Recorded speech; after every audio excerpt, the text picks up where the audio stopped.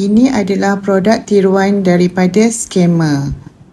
Botol mereka hampir sama tetapi tiada kelulusan daripada KKM dan COP halal.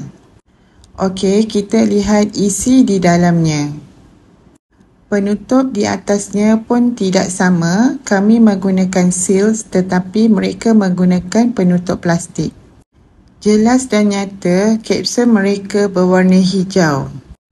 Lihat perbandingan dengan yang original daripada D&D, mempunyai kelulusan KKM dan COP halal. Ini adalah original daripada D&D yang telah saya buka sebelum ini. Lihat kapsul berwarna orange kemerah-merahan. Ada KKM dan COP halal. Pastikan pembelian original produk yang mempunyai kelulusan daripada KKM untuk dapatkan khasiat yang sebenar. Jadi di sini anda boleh lihat perbezaan antara yang original dengan yang tiruan.